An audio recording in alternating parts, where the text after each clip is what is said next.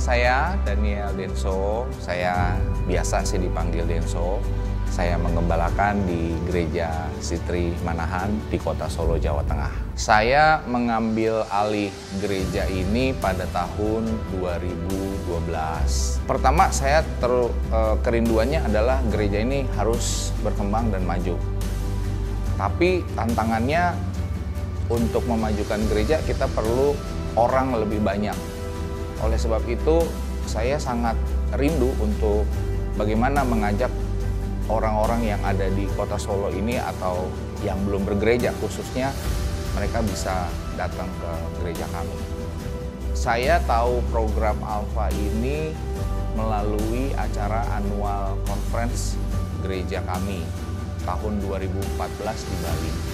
Saat itu dipresentasikan oleh National Director Alpha Indonesia dan diceritakan tentang bagaimana gereja-gereja yang telah menjalankan serta hasil-hasilnya.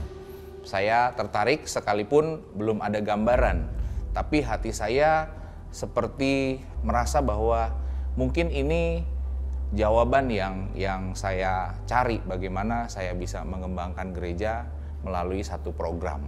Tahun 2014 akhir, tim Alpha training gereja Sitri yang ada di Solo. Setelah di training, saya review nih sama pemimpin dan peserta yang ikut training dari gereja saya gitu. Saya tanya gimana gitu, mereka bilang bingung. Terus kira-kira gimana? Mereka serahkan semuanya kepada saya. Kita coba dengan 5 leader berjalan. Setiap minggu kami selalu bingung. Setiap minggu kami selalu ada banyak pertanyaan. Sampai kami akhirnya menyelesaikan. Mereka kembalikan lagi sama saya. Bagaimana Pak?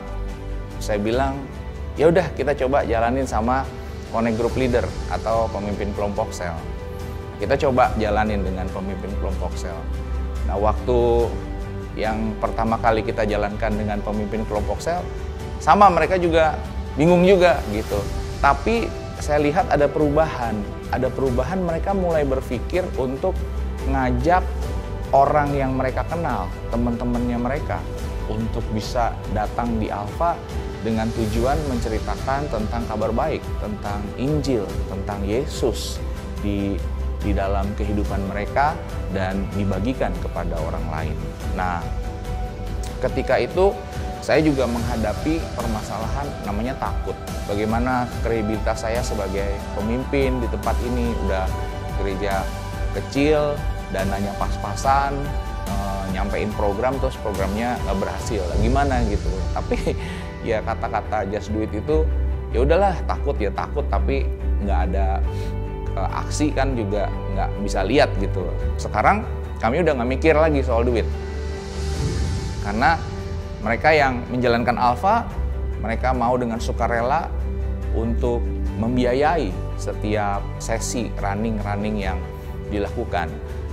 Inilah yang saya pikir dan rindukan untuk bisa terjadi, di mana jemaat mau punya hati yang didorong menjangkau dan menjangkau.